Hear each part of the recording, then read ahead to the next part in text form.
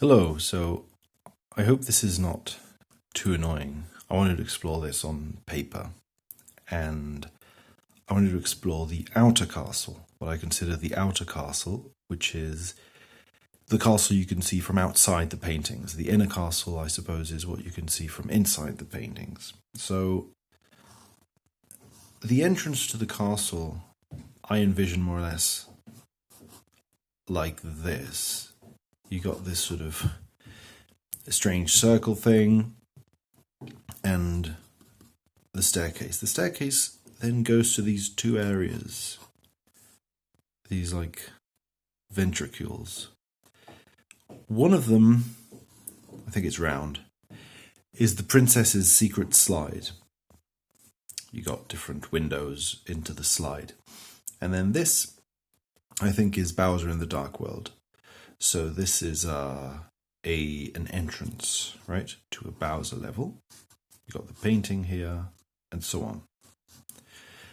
So, I guess what's interesting about this, to begin with, is that both of these places are about falling down. This is a slide. So you jump into a painting of Peach, and you slide down a slide. And here, you think you're going to jump into a painting, but in the end, a trapdoor opens up, and you fall down. Oh, excuse me. I sneezed. Okay, so I'm intrigued in the way that both of these levels are about falling down. This is not super comfortable, I've got to say, but still. So the thing, I suppose, is what kind of falling down? Well, here you're voluntarily falling down, in theory. I mean, you don't expect that these windows are going to be jumpable, because at this point in the game, you've only seen paintings that are jumpable, so the stained glass windows being jumpable is a bit of a surprise. Here, you have the opposite happening. This is a clear sort of painting. You've seen these sorts of things before. So you run towards it thinking, this is a painting you're going to jump into. In fact, it's a painting of Peach when you come in, and it transforms into a painting of Bowser. So your first impression upon entering the room is this is a painting of Peach. Here also you see a painting of Peach. Here you sort of don't expect to be able to jump through it, but you do. Here you do expect to be able to jump through it, but you don't. In fact, you just fall down a hole. But in both cases, despite your expectations being different, you fall. You fall down some sort of a slide or a fall of some kind at either side of the castle. Okay, so that's one thing we can say about this area, I suppose. Hey, yeah, so what was I saying? Maybe I'm wondering where to take this, because I want to jump around all over the place. I want to just start talking about the top level and stuff like that. Maybe I could. Who cares? Like the top level. It's hard to know how to draw the top level. I think it has like a central sort of column, which is this is, let's zoom in on this. This is the winding staircase that you go up. Whoops. Okay. You go up this winding staircase, and it leads you to a generally round room. It's sort of polygonated, so it's not actually round. And I think you find, let's see if I'm doing this correctly. This is Wet Dry World. I think opposite to Wet Dry World is Tall Tall Mountain. And then here to the right is the Hall of Mirrors. So all of this is, what you call it? Snowman's Land. Snow.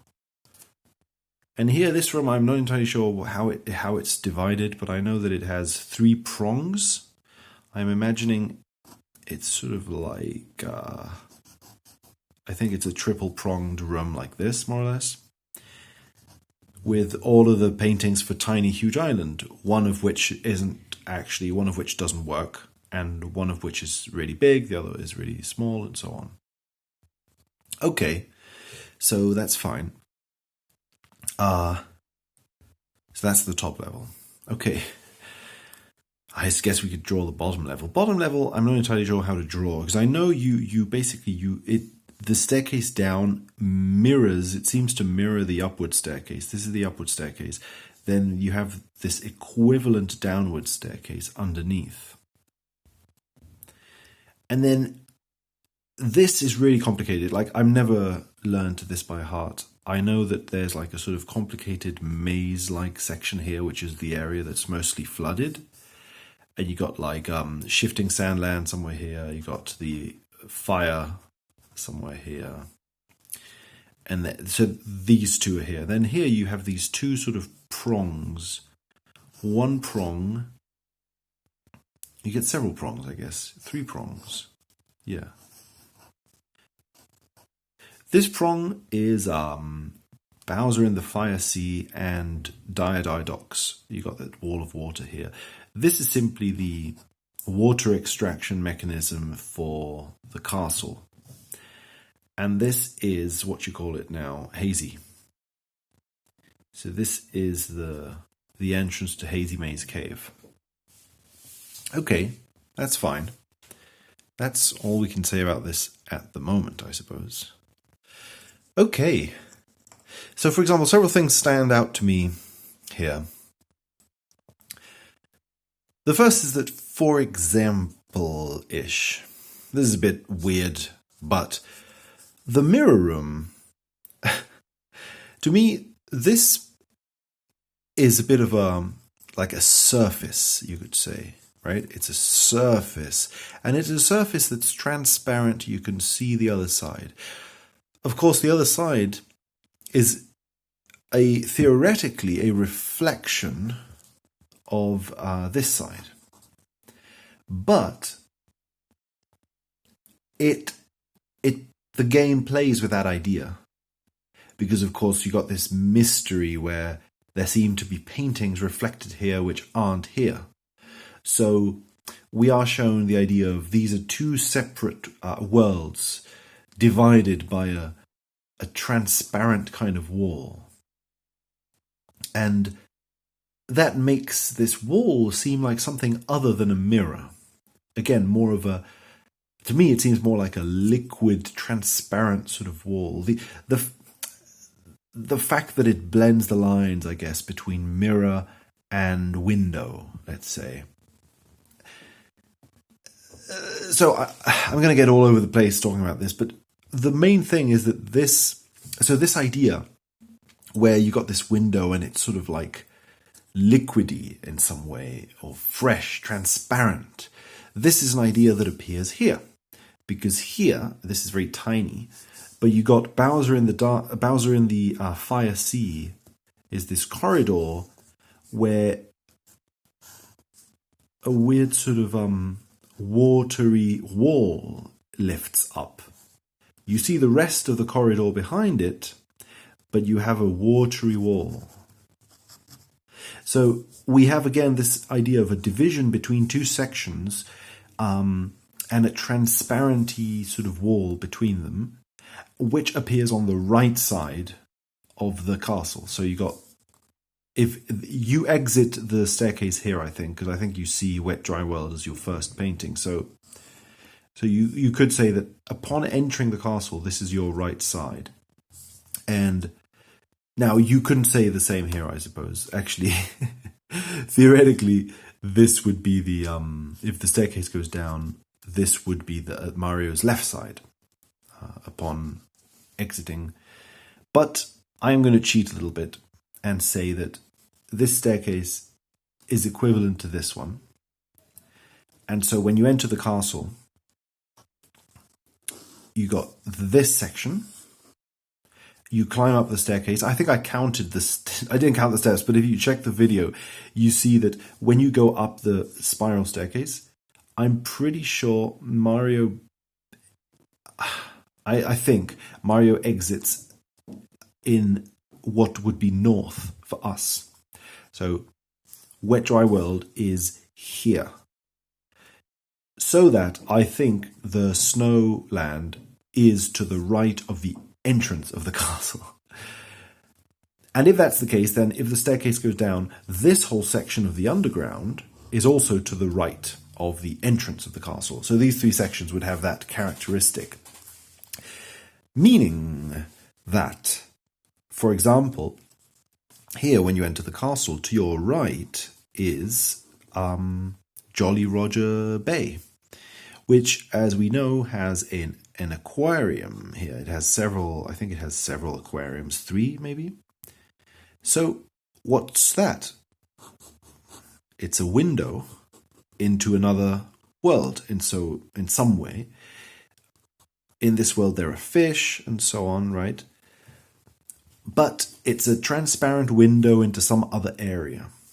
And it's, in this case, it's clearly glass. So there is both. So again, if this is the upper octave of this, then to the right of the entrance, we get 2 instances of a glass wall, so to speak, which reveals things behind it that are not entirely the same as the world where we're standing. And it has this glassy appearance. Here, glass gets directly associated to water. And here, in Bowser in the Fire Sea, we get, again, to the right side of the entrance of the castle, corresponding to these, a wall of water that has the same characteristics of a wall of transparent water that reveals something behind it. It's almost like we get a concretization of water, because on the upper level, there is no reference to water. It's just pure glass, you could say. It's mirror/glass. In the middle, we get glass and water, a mix of the two. It's glass, but behind it there is an explicit reference to water itself. So the glass becomes associated to wateriness in some way, and then the lower level, it is pure glass made of water, so to speak. The surface is made of water. It doesn't connect to a water world. It is water. The glass is water. So it's sort of almost like, like it's descending in concreteness, as if this symbolizes water, and then this gets closer and closer. Different ways of looking at it, right? So now, of course, there are things left to... this shadow is annoying. But, so, there are things we could say about this side. So this side is Bob on Battlefield. Yes, Bob on Battlefield. I'm not sure if there's... I think this might have a pedestal. I can't remember if this had a pedestal of some kind.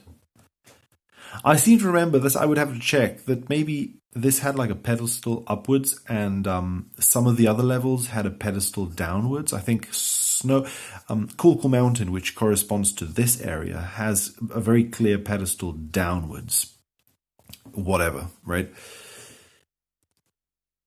So if we've associated the right side of the castle to this watery surface provisionally, I would also say, what about the left side of the castle? There isn't a very clear association to the left side of the castle, I think, that I can see at the moment. But Bob-omb Battlefield is here. Okay, let's just look at that later. And then, of course, we have got a corridor which leads us to the courtyard.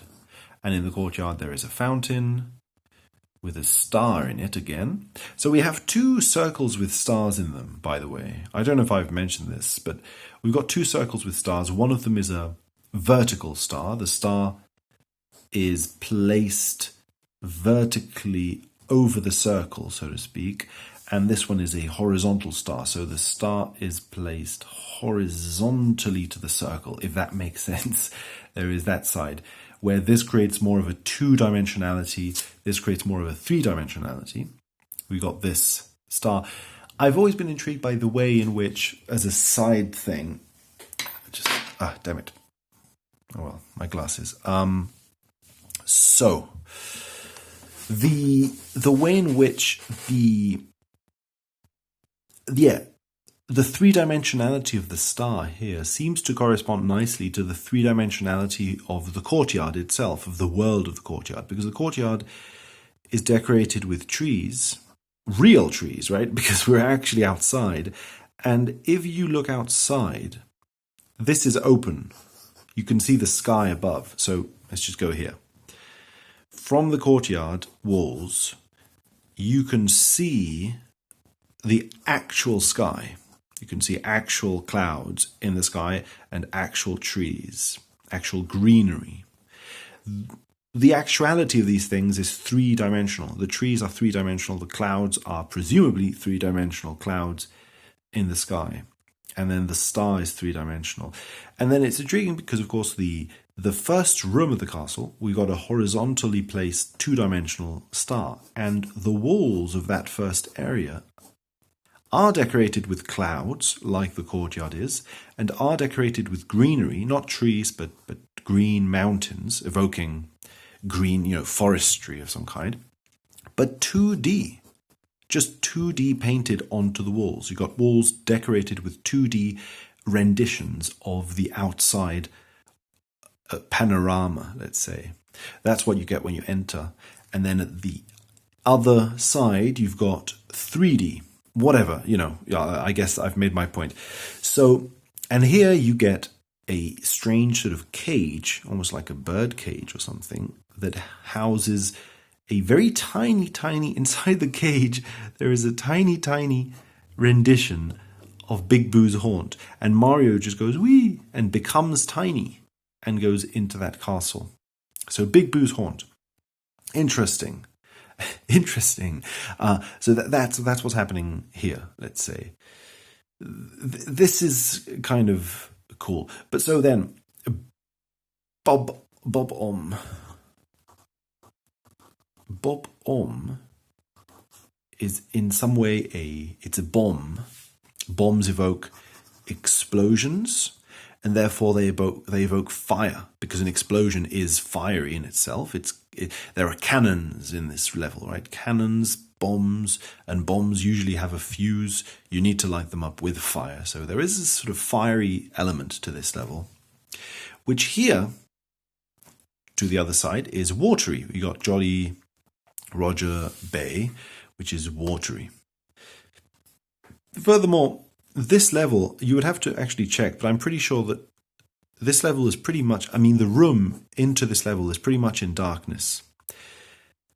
Because you can see this because compared to the other rooms, the aquariums spill out light into the room, out from the aquariums. It feels more like a museum or an aquarium. It's a dark, quiet place, like a planetarium. You enter and you can see the illuminated aquariums. If the aquariums weren't in darkness, you wouldn't see the illumination of them. I think that there is a shadiness to this room. So not only is it associated to water, but also I think to shadiness in some way. And here also, this room is properly lit up, let's say. Like most of the others, but it does create an interesting contrast to this one.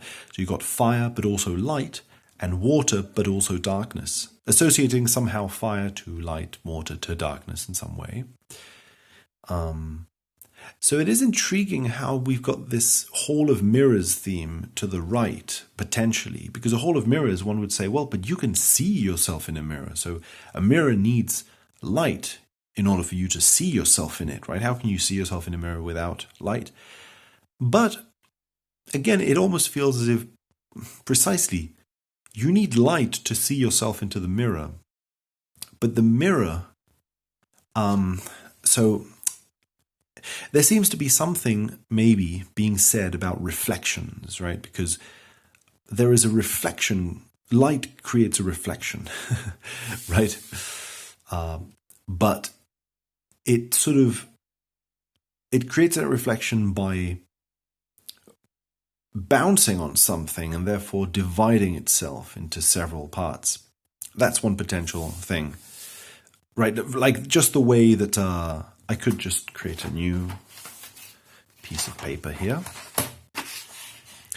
The way that in nature, obviously a pond of water, you can see your reflection in the pond because of light. The sun is shining and you see your reflection on the pond. So the water is not really, how to say it, it's almost like the water is not really what you're seeing your reflection on. You're seeing a reflection on the water plus the light. The water without the light is dark. The light without the water is light. The light is always light, but the water is light or dark, depending. There is some sort of duality to water, perhaps, that is not present in the sun. Anyway, so that's a potential... Oops. What's this? Oh, these are notes. Peach has her hands on her chest. Wario also. This is about Mario Golf. Okay. So those are notes about my Mario Golf video. Yahoo. To finish that train of thought, I know this is a bit of a messy paper now. Maybe you don't need to draw anymore on it, just use our hands. I don't see a very clear association to fire or light in the left side of the castle, to be honest, because you do have Bob-omb Battlefield here. But what else, right? I mean, here we've got... we do have more sort of like... Here we've got sand and fire. And here the hazy maze and the water. Okay, that's the thing. You do have fire, the fire level, the openly fire level, to the left. Maybe that's something. Let's leave it at that. And then here, a tiny, huge island. Yeah, I'm not sure about that. Although Tiny Huge Island does follow the same pattern of, like, I think the painting to Tiny Huge Island is like a big Goomba staring at a small Goomba, which is sort of echoed. We will need to switch around, I think.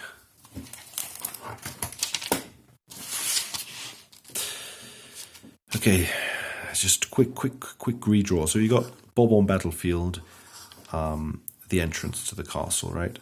Jolly Roger, Whomp. This is Whomp's fortress, if I remember correctly. This is Cool Cool Mountain. So to the left, you have not only a fiery explosion, but you do have very open, cold association to Cool Cool Mountain. But Cool Cool Mountain has got a painting which is a big snowman next to a small snowman. And on the story above, this part, this left side of the castle, would correspond to Tiny Huge Island, which has got the big Goomba and the small Goomba. Whatever that means, right? So there is something maybe there. And I'm not very aware, to be honest, of where the... So if we turn back... Oh, Lord.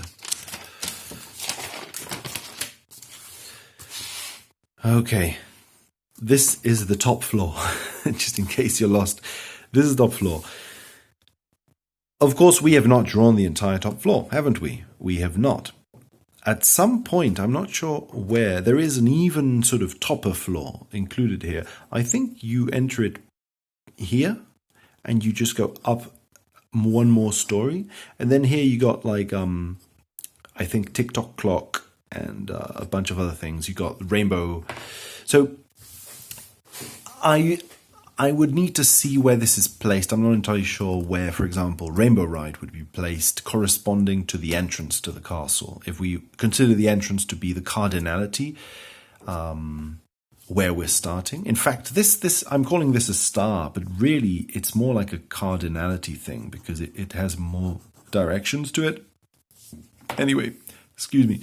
So, corresponding to this, I'm not sure where things like Rainbow Ride would fall, and I would need that information in order to complete the picture, I suppose. And then, of course, we need to look at TikTok clock. We have not looked at TikTok clock at all, but TikTok clock does come into the picture here. TikTok clock's interesting because it's one of the last levels, and it's so... How would I say it? It's so uncentral in some way. Like, we haven't explored the theme of time anywhere in this game in such an explicit way, but then suddenly at the end it becomes like explicit. Like one of the final areas in the game to explore is like time being a big thing to explore, a tree, whatever, right? So, what else could we say about this? Not entirely sure. Was there anything in this page that was worthwhile? Oh yeah, well, of course, and then of course Womp's Fortress and like the whole thing with Womp's Fortress, I would like to look at as well. How does that place into all this? And then things about how these correspondences would affect or match all of the other correspondences in some way, and see how all that plays out. And I suppose that's basically enough for now. So yeah, thanks for listening. And I will see you in the next one. So yeah, bye.